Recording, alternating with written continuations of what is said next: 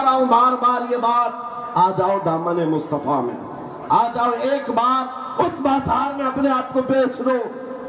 बाजार में बेचने का मतलब ये नहीं है कि तुम दुनियावी अय्याशियां यूं ही जारी रखो। अभी मैं नारा लगाऊंगा तो सब जवाब देंगे। मैं कहूंगा इस्लाम जिंदाबाद। क्या कह रहे हैं? इस्लाम जिंदाबाद, जिंदाबाद। ये दिल से कह रहे हैं आप? इस्लाम जिंदाबाद। फिर मैं आपसे पूछता हूं, घर में जाओ तो घर में तुम्हारी बेटियों पर इस्लाम जिंदाबाद क्यों नहीं दिखता? घर में तुम्हारी बीवियों पर इस्लाम जिंदाबाद क्यों नहीं दिखता? शादियों के महलों में जाओ तो वहां इस्लाम कहां गायब हो जाता है? फिर तुम्हारे रोजमर्रा की जिंदगी में इस्लाम कहां चला गया? मेरे अजीजों, फिर दिल से पूछो। मैंने तो हर जगह नारा लगाया इस्लाम जिंदाबाद, लेकिन ये कैसा झूठ है कि घर में इस्लाम को जिंदा नहीं रखना चाहता और सड़कों पर इस्लाम जिंदाबाद। इब्तिदा अपने घर से हो, इब्तिदा अपनी जिंदगी से हो। शर्म है उन नौजवानों पर जो हुजूर की सुन्नत नहीं रखना चाहते और जान देने की बात करते। हुजूर पाक पर जान देने की बात और हुजूर पाक की सुन्नत से दूरी, ये मेल नहीं खाती बात, ये अमल और कौल में मेल नहीं खाती है बात। इसलिए आओ, हम जब नारा लगाते और बात करते हैं तो मुकम्मल यकीन के साथ और आज अहद करके उठेंगे इंशाअल्लाह। अहद करके उठेंगे। क्या अहद करेंगे? जिंदगी ये नहीं है किसी की किसी के लिए, जिंदगी है नबी की नबी के लिए। जरा ऊंचा, नबी के लिए। जिंदगी है नबी की नबी के लिए। अरे ना समझ मरते हैं जिंदगी के लिए, जीना मरना है सब कुछ नबी के लिए। या रसूल अल्लाह, दहन में जुबान तुम्हारे लिए, बदन में है जान। हम आए यहाँ, उठे भी वहाँ, जमीन ज़मान, यकीन मकान, चुनी चुना और बने तो जवान। जब सबका ये यकीन है कि रसूलुल्लाह के लिए हमने वक्त कर दिया है, हमारी जुबान भी, हमारी जान भी, हमारा आना भी, हमारा उठना भी चंद दिनों के लिए आ जाए, चंद सालों के लिए आ जाए, रूहों पर और दिलों पर हमारे अगर हुकूमत है तो ताजदार मदीना है। और जहां में उनकी चलती है वो दम में क्या से क्या कर दे। और हुजूर पाक के गुलामों ने देखा भी है। आपको पता है हजरत साद इब्न अबी वक्कास 400 घुड़सवारों को लेकर इराक में चल पड़े। इराक से उन्हें ईरान जाना था, लेकिन बीच में दरिया है, दरिया अबूर करने के लिए रास्ता नहीं है। सामने जितने ईरानी फौज थे सबने दरिया के पुल जितने थे ब्रिज तोड़ दिए कि कहीं ये साद इब्न अबी वक्कास के 400 साथी मोहम्मद अरबी के सिपाही इधर क्रॉस करके ईरान में ना आ जाए। ब्रिज तोड़ डाले, सारे दरिया के ऊपर जितने पुल थे तोड़ दिए, लेकिन क्या उन्होंने हौसला तोड़ दिया? क्या ईमान वालों के अज़्म और उनके इस्तिकामत को तोड़ा? नहीं। साद इब्न अबी वक्कास अपने 400 साथियों को लेकर दरिया के किनारे खड़े होते हैं, कहते हैं ऐ मेरे साथियों चलो आगे चलना है। साथियों ने कहा कैसे चले? कहा इसी पानी से चलना है। सहाबा ने ये नहीं पूछा उड़ कर जाएंगे या तख्त बिछा कर जाएंगे, कैसे जाएंगे किसी ने नहीं पूछा। साद इब्न अबी वक्कास ने कहा मैं अपना घोड़ा पानी में डालता हूँ, तुम भी मेरे पीछे पीछे चल पड़ना। ये मैं रसूल पाक की बात नहीं कर रहा हूँ, न किसी रसूल या किसी नबी की, बल्कि रसूलुल्लाह के गुलामों की बात कर रहा हूँ। साद इब्न अबी वक्कास कहते हैं कि हमने घोड़े इस यकीन के साथ डाल दिए थे कि पानी पर भी तो उनकी चलती है। और जैसे ही घोड़े उन्होंने दरिया दजला में डाले, अरे दरिया दजला की गहराई इतनी ज्यादा है कि आज अगर अंदर कोई चीज डाली जाए तो 10 मिनट लग जाए पहुंचने के लिए, गहराई है। लेकिन जब ये घोड़े डाले, एक ने, दो ने, 4, 10, 50, 400 सहाबा पानी पर घोड़े डाल चुके हैं, लेकिन जानते हो पूरी दुनिया हैरत में थी।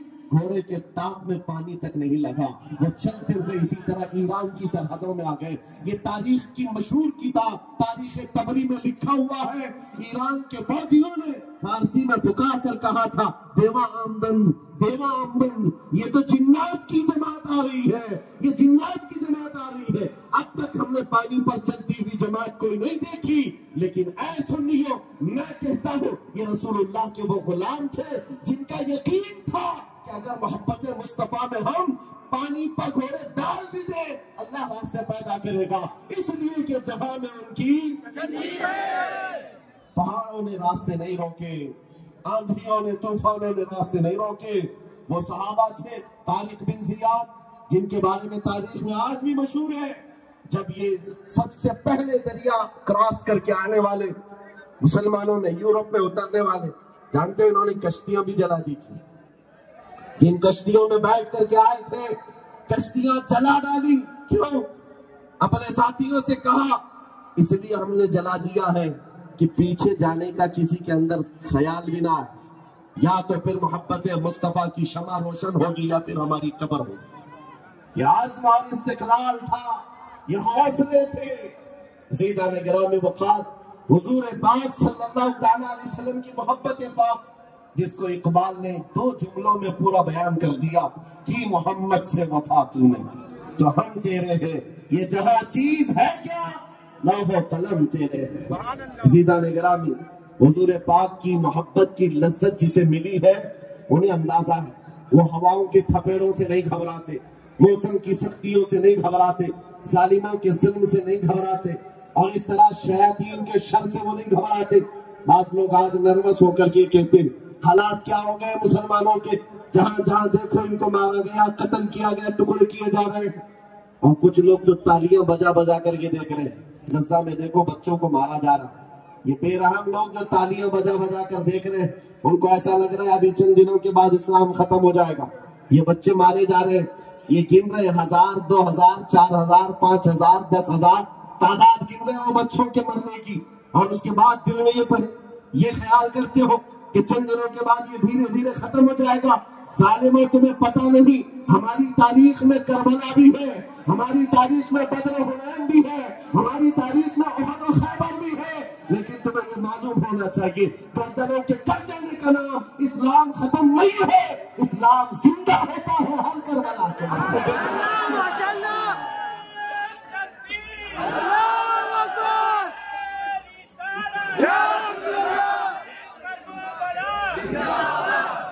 नर्वस होने की जरूरत नहीं हालात के साथ। अभी इस वक्त क्या चल रहा है? अंधेरा, रात का वक्त है ना, सबको पता है, लेकिन कोई घबराया हुआ नहीं।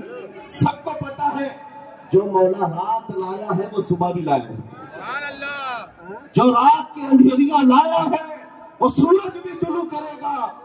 आज अगर उम्मत मुस्तफा पर अंधेरियां छाई है, थोड़े दिनों की बात है कि फिर वो उजाले आएंगे, वो रोशनी आएंगी। दुनिया देखेगी जब एक इमाम मेहदी का झंडा लहराना होगा और हर जगह से परचम रिसालत बुलंद होगा।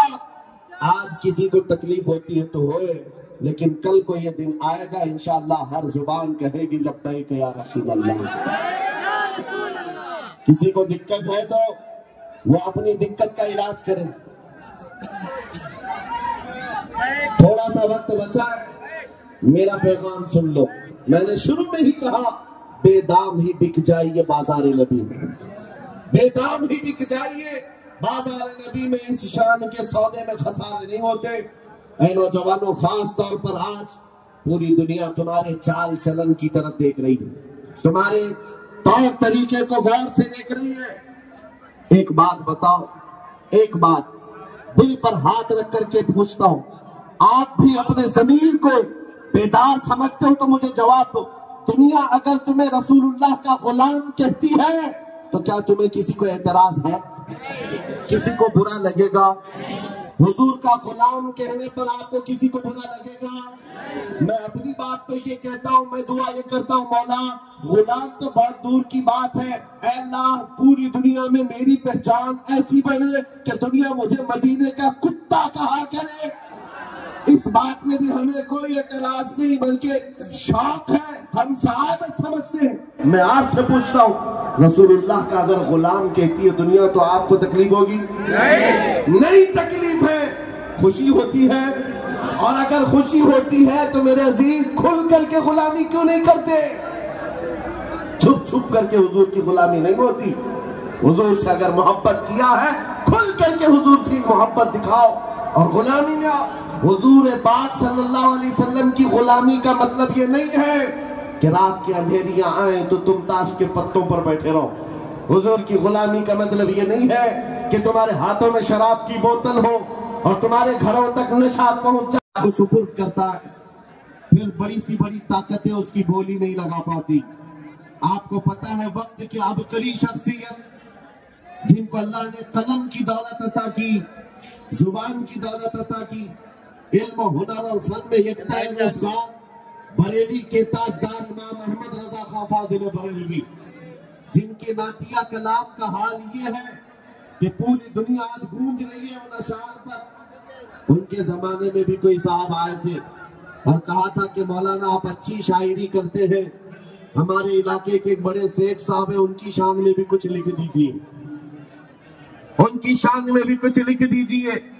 اعلیٰ حضرت فاضل بریلوی صرف شاعر ہوتے تو لکھ دیتے، اس لیے کہ شاعروں کا مزاج ہوتا ہے سیٹھوں کی تعریف کی جائے گی تو وہاں سے نذرانہ ملتا ہے، بڑے لوگوں کی تعریف کی جائے تو وہاں سے لفافہ ملتا ہے۔ لیکن وہ اعلیٰ حضرت صرف شاعر نہیں تھے بلکہ آپ کی زبان سے سنو اعلیٰ حضرت کون تھے؟ وہ کہتے اس گلی کا گدھا ہوں میں جس میں مانگتے تاجدار پھرتے ہیں، جس گلی میں تاجدار مانگتے پھرتے ہیں اس گلی کا گدھا ہوں میں، تم مجھ سے دنیا داروں کی تعریف لکھوا رہے ہو، یہ نہیں ہو سکتا۔ اعلیٰ حضرت نے پھر کیا لکھا؟ کہنے لگے کروں مدح اہل دول رضا، پڑے اس بلا میں میری بلا، میں گدھا ہوں اپنے کریم کا، میں گدھا ہوں اپنے کریم کا، میرا دین پارے نہ نہیں، وہ کمال حسن حضور ہے کہ گمان نقص جہاں نہیں، یہی پھول خار سے دور ہے، یہی شمع ہے کہ دھواں نہیں۔ عزیزان گرامی وقار، جو بازار مصطفیٰ میں بکا ہوا ہے وہ پھر دنیا کے ہاتھوں میں نہیں گیا۔ آئیڈینٹی کے لیے تیرے ناموں کو پوچھنے کی ضرورت ہی کیا ہے؟ اپنے آپ کو ایسا بناؤ جس گلی سے گزر جائے بغیر نام پوچھو پکار کر کہے یہ تاجدار مدینہ کا غلام نظر آتا ہے۔ تمہاری چال چلن بتائے کہ نبی پاک صلی اللہ علیہ وسلم کا محب ہے۔ بس میری گفتگو ختم ہونے کو آ گئی ہے، آخری چند جملے سماعت کر لیں۔ حضور پاک صلی اللہ تعالیٰ علیہ وسلم کی وفاداری میں اگر زندگی نہیں گزارو گے تو بہت سختیاں دیکھنی پڑیں گی، بہت سختیاں دیکھنی پڑیں گی۔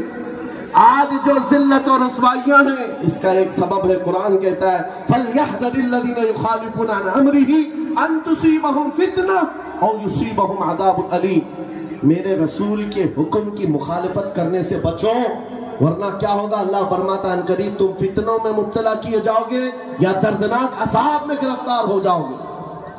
دو چیزیں ہیں، یا فتنوں میں مبتلا ہو جاؤ گے یا دردناک عذاب میں گرفتار ہو جاؤ گے، اور آج دونوں چیزیں ہم دیکھ رہے ہیں، ہم فتنوں میں بھی مبتلا ہو گئے اور ایک طرح کے عذاب میں بھی آ گئے۔ یہ صرف اور صرف وجہ ہے رسول پاک صلی اللہ تعالیٰ علیہ وسلم کی محبت سے دوری۔ عزیزان گرامی وقار، آپ کو پتا ہے جس کو یہ آشنائی ملتی ہے، جس کو یہ لذت ملتی ہے حضور پاک کی، پھر اس کے آنکھوں میں کوئی چیز نہیں جچتی، پھر اس کو